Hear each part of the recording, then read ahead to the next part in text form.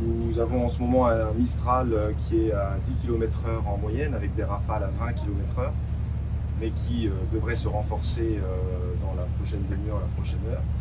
Donc nous sommes absolument sur le qui-vive, d'autant plus que nous assistons, et vous l'avez vu dans le paysage derrière nous, aux premières reprises sur le flanc droit du feu, mais aussi sur son flanc gauche. Le verrou, à l'heure où nous parlons, tient, il l'a tenu et il tient. Et nous avons de très nombreux sapeurs-pompiers au sol qui font en sorte qu'ils tiennent.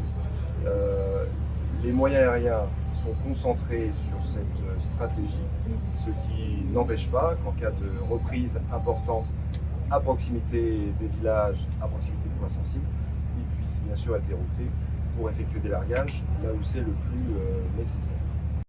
Les consignes d'évacuation qui avaient été passées hier restent complètement d'actualité. Nous avons rétabli l'eau potable, enfin l'eau à Corrance, pour boire, mais aussi pour favoriser les opérations d'extinction grâce au rétablissement de l'électricité. Les véhicules de secours accèdent sans difficulté à Corrance et les acheminements de rations sont en cours, puisque les habitants qui sont confinés dans le cœur du village n'ont pas la possibilité de s'en extraire pour aller faire des courses. Vous vous en doutez, il fait 40 degrés. C'est compliqué, très compliqué. L'hygrométrie est très basse. N'oubliez pas non plus qu'on a des départs de feu aussi dans le reste du département dont vous n'entendez pas parler parce qu'ils sont éteints quasiment dans les 15 minutes. Mais ils existent. Donc il y a aussi des moyens là-bas. Donc c'est une journée, on ne le cache pas, qui va être une journée compliquée, difficile.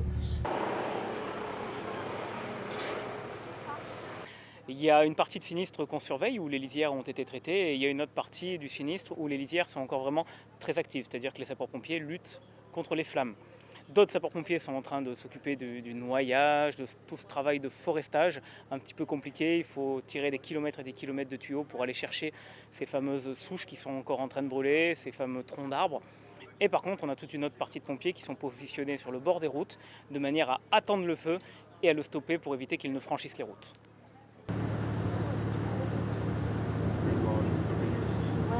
Effectivement, la plage horaire entre 16h et 20h est très compliquée chez nous. C'est une phase qu'on redoute. Pourquoi? Parce que c'est le moment où les températures sont les plus chaudes de la journée.